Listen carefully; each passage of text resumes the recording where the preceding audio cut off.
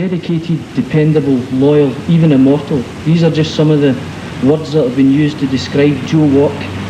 Joe's career with Motherwell spanned a decade and a half, and he's with us now in Motherwell Library to give us a small interview. Welcome, Joe. Going back to your early days, who was it you were signed from? What year was it, and can you remember the fee that they paid for you? Fees in those days were minimum. It was 1968. I was signed from Irvine Victoria junior team in the Western League by Bobby Howitt.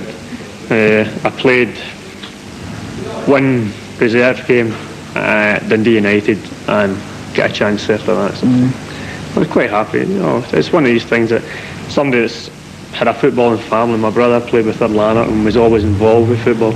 You're wanting to go a wee bit higher than juvenile football, and I got a chance with the junior team at Irvine, and then the scout there was a scout at Motherwell as well, so he gave me the opportunity. Now, I mentioned loyal earlier on, and there was a few stories getting bandied about when we were talking to some of the supporters and asking them what kind of questions to ask you. Is there any truth in the story that when Rangers were wanting Peter McCloy, that it was in fact you they wanted to sign? Well, I don't know. You only hear rumours and hearsay and paper talk. But through the first 5 or 6 years of my career, there was always talk about sort of Rangers and Celtic wanting to sign you, but really nothing came of that. It's one of these things that, okay, you're born and bred round about Ibrox and the bigger teams sort of thing. You're always hopeful that somebody notices you, but as I say, nothing came out of it. Were you disappointed in not getting a full Scottish cap? Because was it the Scottish League that you played with? Yeah, I played with the Scottish League. I'm not saying in the twilight of my career, but I'd think years before that I had more good games. I would say that I don't know why I got the league cap sort of thing, because I think it's one of my less easier seasons sort of thing. I say you're always grateful for something, but regarding the full international, I suppose it's everybody in Scottish football's dream sort of thing to play in a full international, whether it's at Wembley or Hampden or Timbuktu. But I think it's one of these things. Some people get it, some don't. Any reasons maybe why? I know that some of the fans have got their ideas. Have you got any? Well, I don't know. It's everybody says it's because you play with a provincial team and all this sort of thing. I think, being realistic, everybody, my father used to say that I was half a yard slow, and I would say for a full-back that was just too much sort of thing. It got me by in, senior football sort of thing, but I think in international it would maybe catch up. And what with this rubber legs tag that you get tied with? Well, it's one of these things that make up for your yard slowness. Yeah, that is it, because I've always been reasonably fit, been able to cope. And as wee Tommy McLean, the now manager at Motherwell, used to say, you thought you were Bayern. He said all of a sudden these rubber legs come in and whip the ball away. But it's just, I suppose it's just wanting to be involved and eagerness sort of thing that you tackle some people different ways, and that's how the rubber legs came about.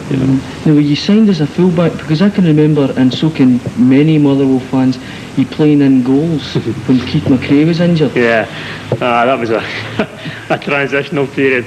I was signed as a half-back, a left half in fact, from Irvine Vicks.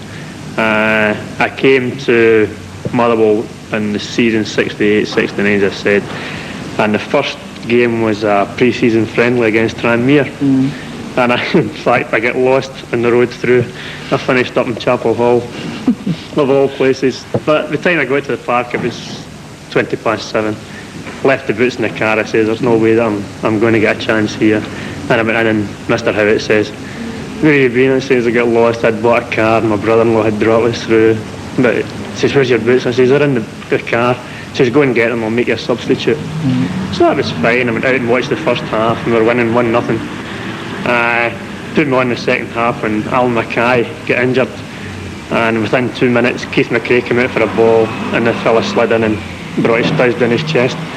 So of course, with me being the clown in goals at training, I went in goals, and we won that game 2-0. And from then on, I always mess about in the goals anyway. And we played against St Johnstone the following year, and Billy Ritchie broke his ankle, and I went in and we won 2-0 then. So you have many shutouts, or were the defence keeping them well away? No, I had a couple of reasonable saves. I remember even in the Tranmere game, one of the boys shot and I dived, and in fact the ball went through my hands, but it came off the post and ran along the line and went out. I thought, this is great save, but that's the ups and downs of goalkeeping. Right. Were there any other positions that you played when you were... Through the years I've played more or less every position in the senior team except centre forward. I was moved up front against Montrose in one of the games. I was playing in the left back position, moved up front, scored the hat-trick, we won 4-1. The following week I was in inside right against Queen of the South at Dumfries, scored down there and we won 2-1. But as I say, I've been moved about outside right, outside left, right back, centre half, right half, all these positions. At full back though, eh?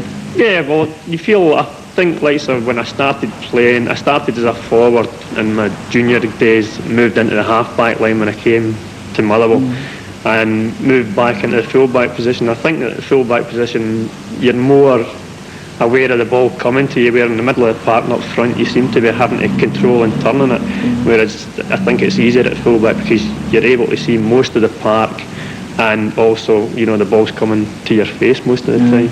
Now, all the lineups that you played, because you were there, 16 years, all the lineups that you played in, what one do you consider to be the best? There was a lot of good teams in that 16 years and a lot of good players. I suppose you would have to take it, the sort of, I don't know, it's hard because we had the teams that had Pettigrew and Graham in it, and we had the first team that when I came they were relegated in season 67-68 I think it was, or that, and the next year in 68-69 we went up, and really that year I think you're lucky how many goals we lost and how many points we dropped was unbelievable. I say throughout the year it's been too hard. There has been, as I said, we've had Brian McLaughlin, these Dick Davidson, players like this, Bobby Watson. It's just if you put a compilation of the whole 16 years you could get a really good team out of it sort of thing, but as a line-up, no, you couldn't really put your finger on anything. Well, we'll have a look at the first team that Joe played with, and it is the 1969 team.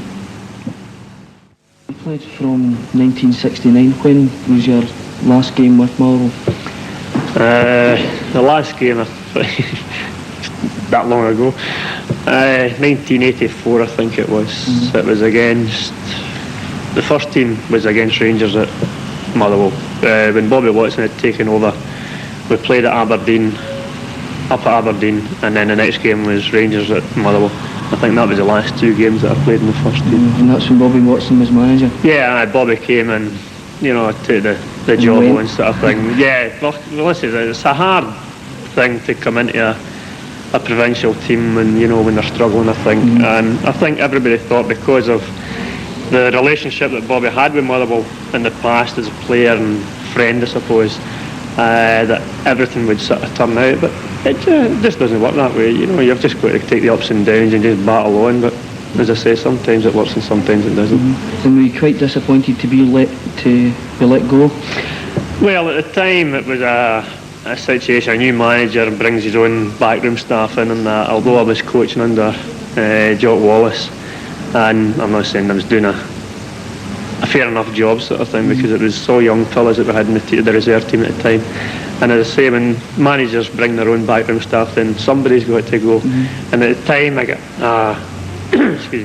a knock in the knee, and when I went to see the specialist, it says that would either maybe clear up and you could play on, or else it could cripple me sort of thing. So with the fact that there was no coaching side in it, I says, well, I suppose it's better than being a cripple and retiring sort of thing. So what are you doing now? Well, now in the big bad world outside, I'm just doing a labouring job. But as I say, it brings in money, and that's the main thing just now. I think a job's an important thing. I also am involved with a junior team. Aye, that's Ben Bob. Yeah. How's that going for you? Well, it's not too bad. I suppose it's more or less back to my younger days, yeah. Have you been to see Motherwell? Well, I saw them at the September weekend. With the junior season, it's hard on the Saturday sort of thing to see them. and I went up and watched them at September because, as I say, they're still dear to my heart. But getting the time to go even at nights, because on a Wednesday we train and Motherwell play in the midweek games, and it's hard. But I like going and watching it. But sometimes when I look and see what there is, sort of thing, in football nowadays, you say to yourself, I wish I was born in 10 years, you know, later on sort of thing. But that's football, you know. But I had a good life with it, and I can't complain. Well, we wish you every success with any future plans that you have, and I know that the fans will have been glad hearing you speaking to us today. Thanks for talking to us, Joe. Thank you very much. I'd just like to say that the Motherwell fans have been really, over the years, really great to me, and I really do appreciate their support. Thanks very much, Dave. Thank you. Joe Wark, the Motherwell captain's having a marvellous season, 34 years of age and the longest serving player at Fir Park. He sets a great example to young players.